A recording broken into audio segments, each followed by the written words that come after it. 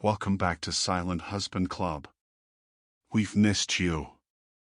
Apologies for the long silence, but starting today, we're back on track, and we'll do our best to bring you gripping new stories every single day. What would you do if you walked into a room and realized the life you built was a lie? Not just betrayal, but spectacle. Public. Raw. Deliberate.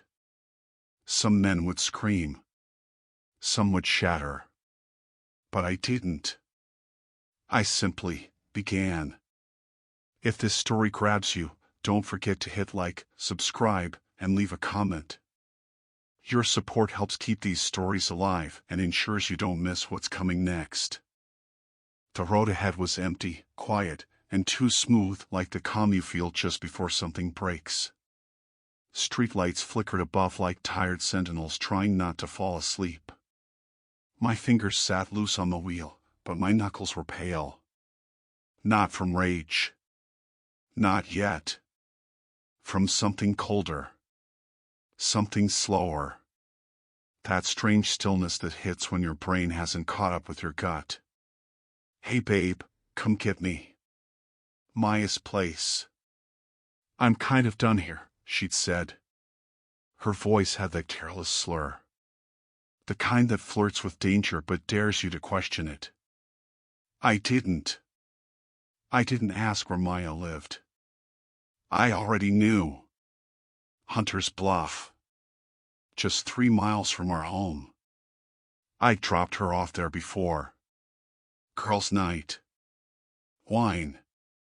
Laughter. The kind of events I was politely excluded from, like a stranger in my own marriage. I pulled up to the house in silence. The windows glowed with warm, golden light, too alive for this late hour. Laughter echoed from inside, wild and unbothered. It was the kind of laughter that forgets what time it is, and what promises it's supposed to keep. I stepped out, gravel crunching under my boots. Still in my black cargo pants, still wearing my work jacket, the one that made people step aside in stores without knowing why. The front door was open. Not wide. Just cracked. A detail so small, it screamed. The music inside was different now. Slower. Bass heavy. The kind of sound you don't dance to, the kind you breathe through. Somewhere deep in it, someone moaned. I didn't call her name. Didn't knock. I just pushed the door open, slow and quiet. Inside smelled like perfume, sweat, and something darker. Something animal. A scent that doesn't just sit in the air, it stains it. I walked past pictures of smiling women, a vase of flowers gone limp with time, and toward the archway that led to the living room. And then, time didn't slow down. That's a myth. Time sharpened. Everything cut with precision. The wine glass overturned. A stiletto by the couch. The shag rug. Her voice. Lena. My wife. Half-dressed. On the couch. Surrounded. 6 men. Shirts open. Pants around their ankles. Laughing. Sweating. Touching. And my Lena wasn't crying. She wasn't drunk. She wasn't broken. She was smiling. Laughing, breathless, lips smeared, eyes hazy. Her hands reaching. Her body welcoming. And no one noticed me. Not at first. One of them, younger, maybe late 20s, glanced up. Froze. Hey, who the H, he started. But the words died. Maybe it was my face. Maybe it was the silence I carried like a storm about to break. The others turned. One by one. They froze. Like kids caught stealing candy. She was the last to notice. And when she did, her smile flickered. I didn't look at the scene. Not really. I looked at her. Just her. 3 seconds. She opened her mouth to speak, but I raised one hand. No. Not yet. I didn't yell. Didn't run. When I spoke, it was quiet. Cold. Like a blade whispered against silk. Are you finished? No one answered. No one even breathed. I nodded. Then I'll begin. And I walked out. Closed the door behind me. The silence behind it screamed. I didn't breathe again until I was back in the car. My hands found the wheel. My eyes didn't blink. And I smiled. But it wasn't a smile anyone would recognize. It was the kind of smile a storm wears just before it breaks. The house was still dark when I returned. The same light dust on the hallway console. The same quiet hum of appliances pretending everything was normal. But nothing was normal. Nothing would be, ever again. I didn't take off my boots. I walked straight through, past the living room where we used to sit on Fridays, past the kitchen she always filled with noise, and into the bedroom that now felt like a crime scene. I sat on the edge of the bed, fully dressed, my hands resting on my knees like I was waiting for orders from someone who wasn't coming back. Her scent still lingered, that mix of vanilla lotion and citrus shampoo, too sweet, too familiar. For a second, it hit me like a memory, something warm and soft, but it turned sour almost instantly. That scent wasn't mine anymore. It belonged to a stranger I used to think I knew. My phone buzzed. Again. The screen lit up with her name. Lena, 8 missed calls. 1 new voicemail. I didn't listen. I didn't need to hear the excuses, the panic, the inevitable twist of words meant to make me question what I saw with my own eyes. Instead, I stood slowly, carefully, like a soldier rising from cover, and walked to the closet. On the top shelf, behind an old duffel bag, was a small black box. I hadn't opened it in years. Inside, a leather watch, a worn notebook, 2 faded military patches, and a single key. That key didn't open anything in our house. It belonged to the past, to the part of me I buried when I chose peace over precision. When I chose her. But some choices don't stay made. Some choices claw their way back up through the years, through the skin. Outside, the world had begun pretending it was still innocent. Birds chirped. Sprinklers ticked across neat lawns. A kid rode his bike past our driveway. And I stood there, watching suburbia lie to itself. Watching it pretend like I hadn't just walked through fire barefoot and silent. I didn't feel part of that world anymore. I wasn't the man who barbecued on Sundays or waved at the mailman. That man had died on my acquaintance couch, 3 feet from a broken wine glass and a pair of heels that didn't belong to him. I drove west, out past the edge of town, where the trees grew too close to the road and the houses gave up. The gate to the old facility was rusted but still standing. Unit 117. The Hollow. That's what I used to call it. Back when I believed in things like closure. I unlocked it. Rolled the door open. And stepped inside. The air was stale. Dust drifted in slow spirals. But the space was exactly as I left it, organized chaos. Crates. Tools. Shelves lined with things that had once been called necessary. A steel table stood in the center. On it, a laptop, a phone I hadn't touched in years, and a box of surveillance gear. One wall was empty but for a corkboard. That would change soon. I opened a trunk marked with black tape. Inside, folders. Dozens. Some names I'd almost forgotten. Some I wished I had. I pulled one out, Gavin Stone. wealth manager. Smile too wide. Or lies like cologne. I remembered shaking his hand once, years ago, maybe at a 4th of July barbecue. Strong grip. Eyes that scanned the crowd.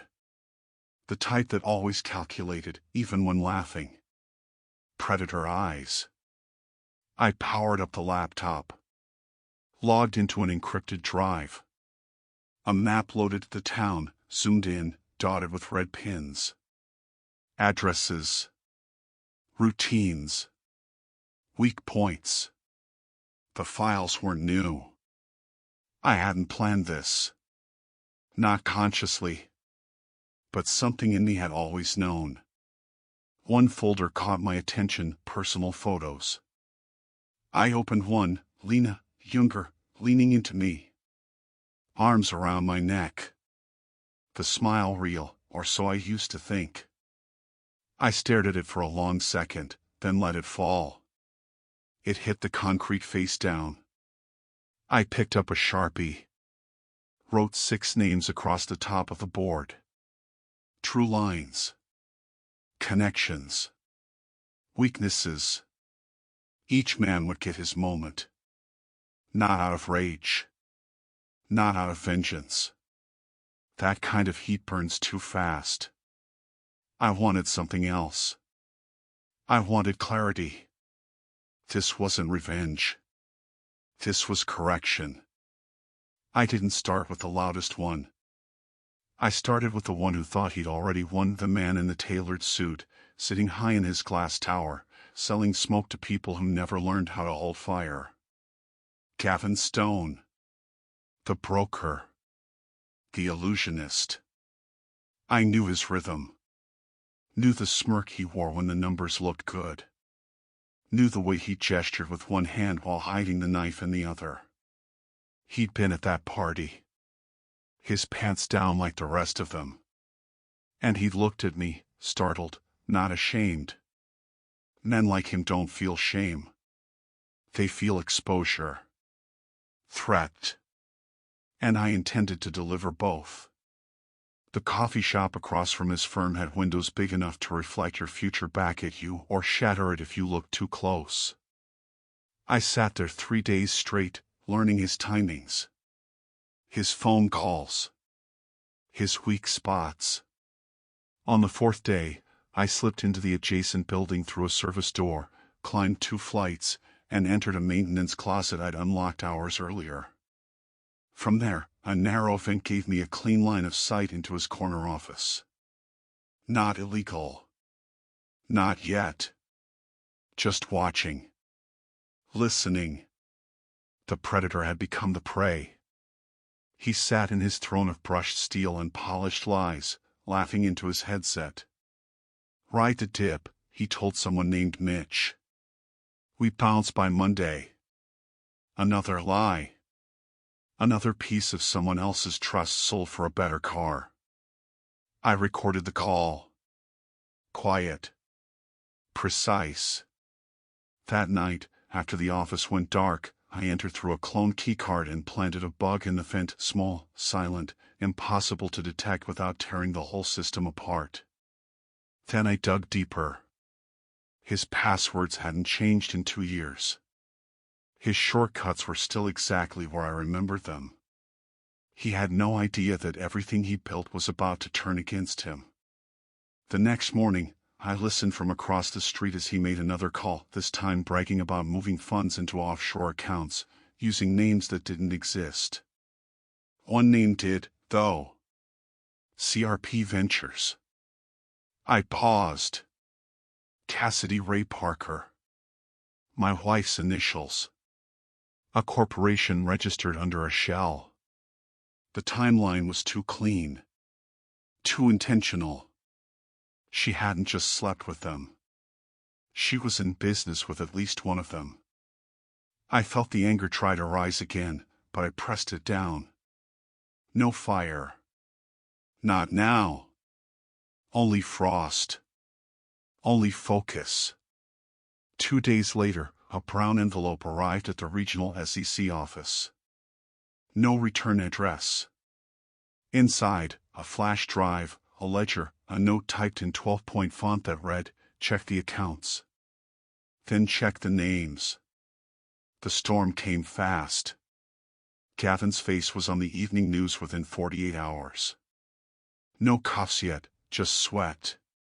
His company issued a statement. Clerical error. Miscommunication. He tried to smile through interviews, but his eyes darted like a man waiting for his house of cards to implode. I watched it all from a gym TV, arms folded. 1 down. 5 to go. Next was Eric Boone. Officer Boone. Decorated. Confident.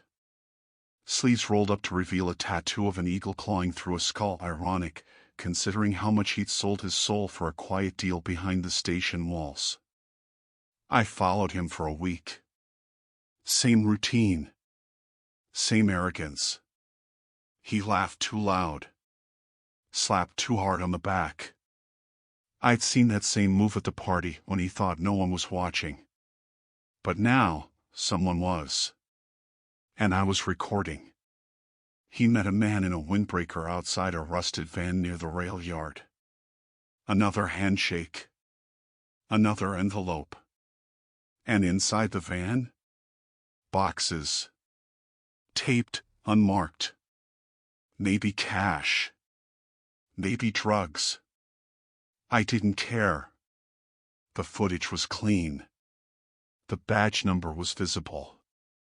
And the neck tattoo on his contact? A faded flame lapped around the number 78. I knew that mark.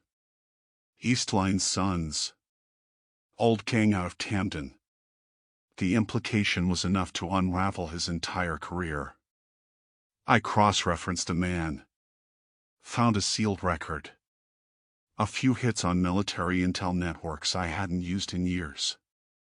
Within days, I had everything I needed. I sent the video, just a clip, no commentary, to an internal affairs contact I could still trust. Didn't take long. Boone was called in. 2 men in suits. No cuffs. Just questions. But the way his face drained told me the news had already started to tighten. Whispers spread through the precinct like a sickness. Suspension. Pending charges. And just like that, the man who once strutted through the locker room now exited like a ghost trying not to be noticed. 2 names. Gone. Not with violence. Not with screams. But with the unbearable weight of truth, laid bare under sterile fluorescent lights. I didn't want blood. I wanted consequence.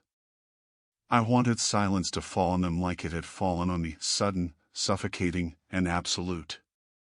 Frank Delano wore confidence like a perfectly tailored suit.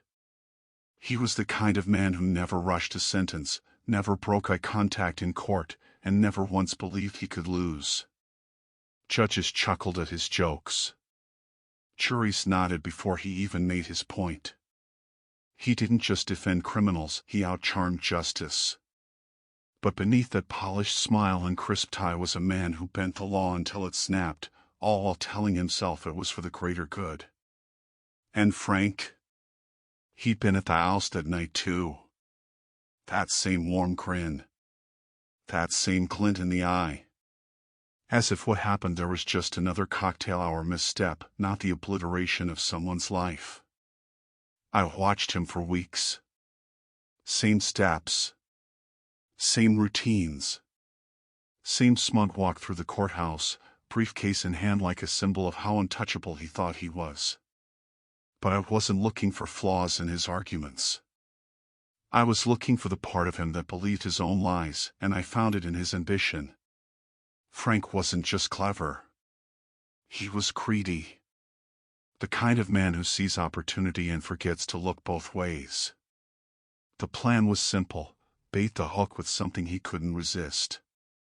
I crafted a fake deposition, flawless on the surface, laced with just enough truth to make it dangerous. A discrimination case against a massive corporation, written with the same kind of language Frank had used in real cases. The numbers were big. The opportunity too perfect. And I placed it inside a briefcase identical to his, scuffed in just the right place. I left it by the rear door of his office at 8:13 a.m., the exact time Frank always arrived alone, before his staff showed up. I watched from a rooftop. He spotted the case, hesitated for less than a breath, then picked it up. Curiosity wins when a man believes he's too clever to be tricked. By Thursday, Frank had filed a preliminary motion using the fake case. Filed it in his name. No verification. No contact with the alleged client. He saw gold and lunged. And that's when I made my move.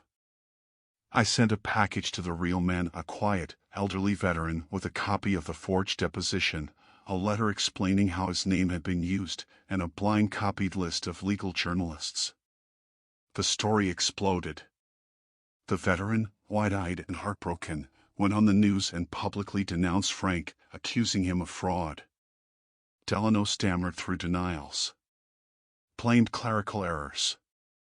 Blamed his staff. But the damage was done. The state bar launched an ethics investigation. And the man who once grinned through court hallways now walked them alone, eyes down, whispering into his phone. I watched him leave the courthouse with just a single folder clutched to his chest. No more briefcase. No more pride.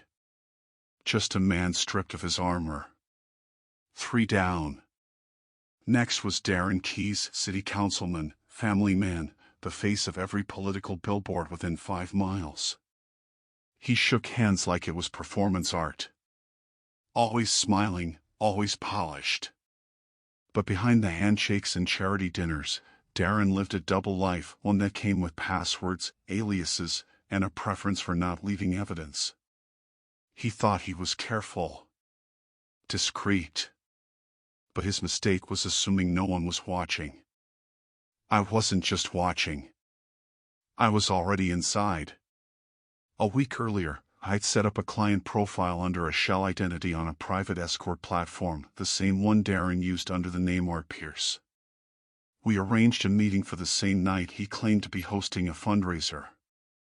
I booked a suite at a boutique hotel, wired it with 3 cameras, and hired an actor to play the client.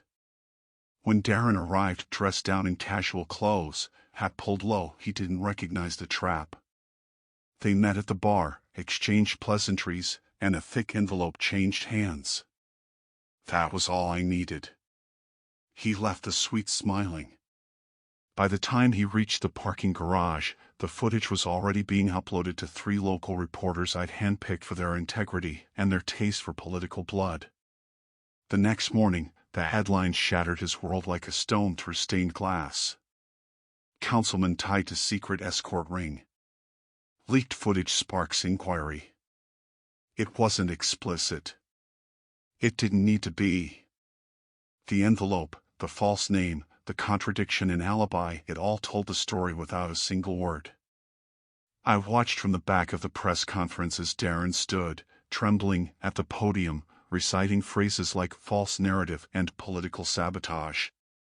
But his voice cracked. His shirt clung with sweat. And the wind in his sails had died. 4 gone. 2 to go. But the next one wouldn't be easy. Because he was watching me too. Trent Grady was the kind of man who never left high school, not really. Quarterback swagger, silver spoon confidence, the charm of someone who'd never been told no without a smile attached to it. He had the kind of face people still trusted, even when they shouldn't. And the worst part? He was smart enough to know when something was off. He had been the only one at that party who didn't flinch when I walked in. While the others froze like children caught mid-crime, Trent just stared at me, cool, curious. Like he'd been waiting for the inevitable. And now, he was watching.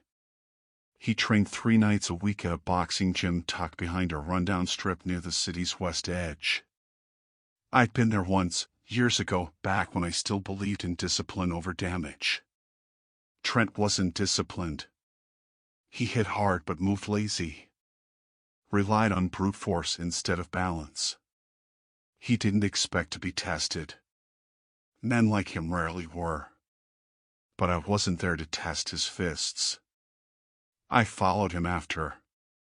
One night, instead of heading home or to a bar, he took a long detour toward a fenced storage complex out near the tree line. No signs. No cameras. No questions. I parked far enough back to stay hidden. Watched as he keyed into Unit 49 and disappeared behind the rolling door. The next night, I returned. Broke in after midnight. And what I found inside wasn't just preparation. It was strategy. Crates. Tactical gear. A mounted corkboard. And names. Photos. Connections. Lines drawn with red ink. Faces I recognized: Gavin, Boone, Delano, Keyes. And mine. Right in the center. Trent hadn't just noticed the pattern. He'd mapped it. He knew someone was hunting, and he had already narrowed it down. He wasn't just reacting, he was preparing for me. Back at the hollow, I sat in silence, staring at my own board. Trent's name circled twice now. Not just a participant. Not just complicit. But something else. Something closer. And more dangerous. He wasn't like the others. He wasn't arrogant enough to underestimate me. He wanted the confrontation. Maybe from the beginning. Maybe even back before I left the army, when he said the words that had haunted me ever since: some men only learn when the knife's already in. 3 days later, I sent the message from a burner. One line: "We need to talk." He replied 20 minutes later. The hunter's not as quiet as he thinks. Location? I chose my uncle's old cabin. Neutral ground. Remote. Abandoned except for dust and tools. I arrived early. Wired the place with mics. One camera. Nothing extravagant. Just enough to record the moment if it turned into something final. When he showed up, he walked in like he owned the place. Same grin. Same predator's ease. He didn't offer his hand. Neither did I. We stood in opposite corners of the room like two dogs sniffing for weakness. "You've been busy," he said. Finally. Funny thing, bad luck seems to be circling our little group. I didn't answer. He circled the room slowly, eyes on the walls. "So what's the play? You want a confession? Want me to say I'm sorry? Or do we go at it old school, throw some fists, bleed it out?" I met his stare. Calm. Measured. "I want you to stop pretending you're surprised," I said. The grin flickered. Just slightly. "You were the only one who looked back when I left that night. The only one who didn't panic because you knew I'd come back. You wanted it." Trent's expression sharpened, like a blade turned just enough to reflect light. "Was wondering how long it'd take you. The others thought you'd disappear." "I almost did," I said. "But then I remembered what you told me, back before I left the army." The room grew still. "Which part?" he asked. My voice dropped low. "Some men only learn when the knife's already in." And for the first time, the smirk cracked, not completely, but enough. Enough to show the man beneath it wasn't as untouchable as he thought. "You're not here to teach me anything," he said. "You're here to end it." I didn't blink. "I'm here to make sure you never stand behind another man's back and call it a joke. No threats. No violence. Just two men. A reckoning. And when he left quietly, without a word, I didn't watch him go through the window.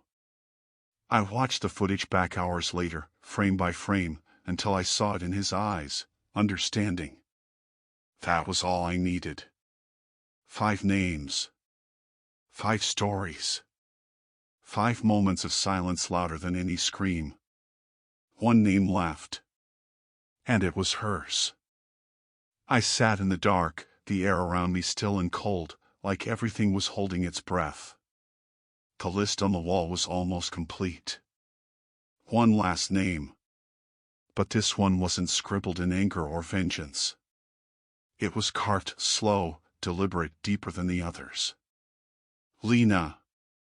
My wife. Or at least, the woman who wore that name while building an entirely different life behind my back.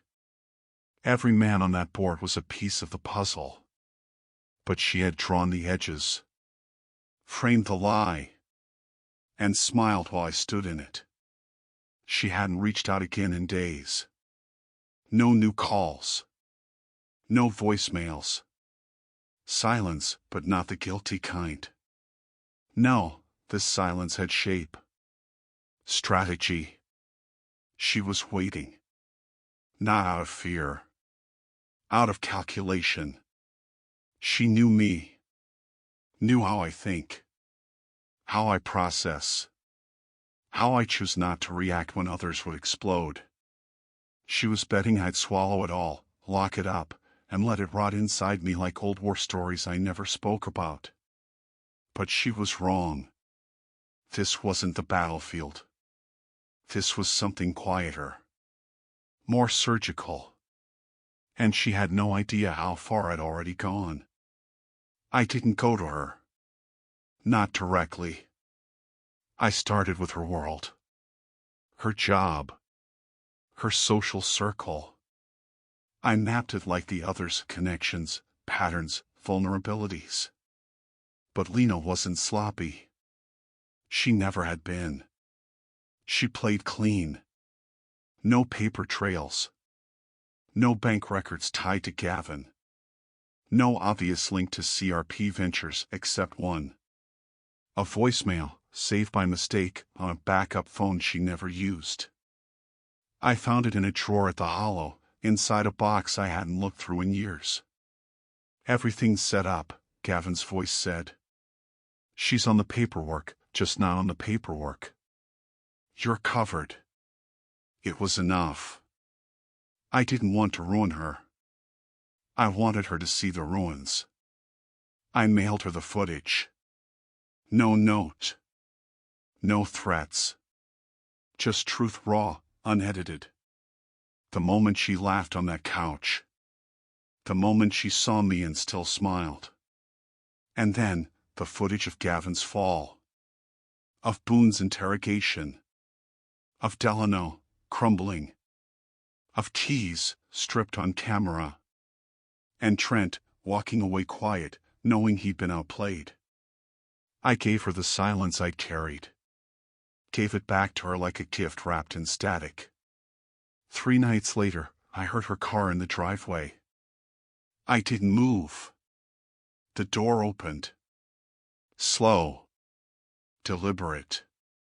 She stood in the hallway like a stranger testing the temperature of a room that once belonged to her. She didn't cry.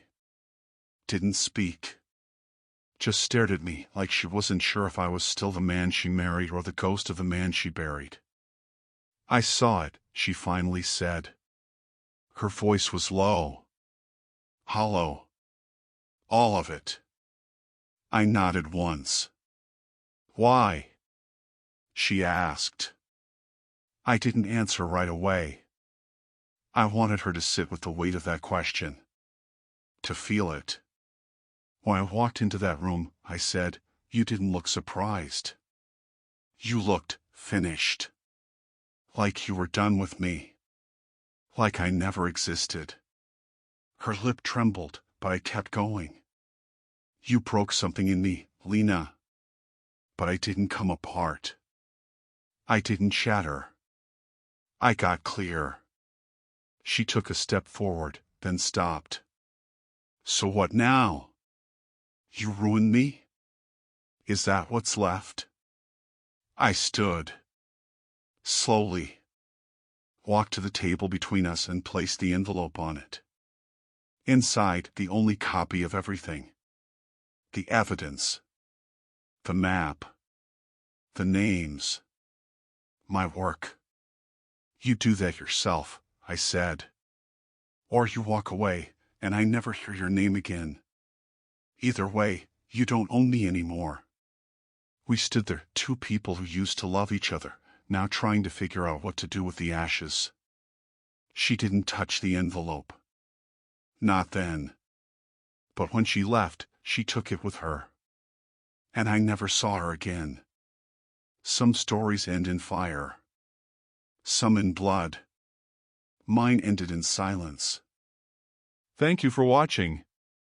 If this story touched you, shocked you, or simply made you think, don't keep it to yourself. Leave a comment, your thoughts, your story, your truth. Subscribe for more raw, real, and unforgettable confessions.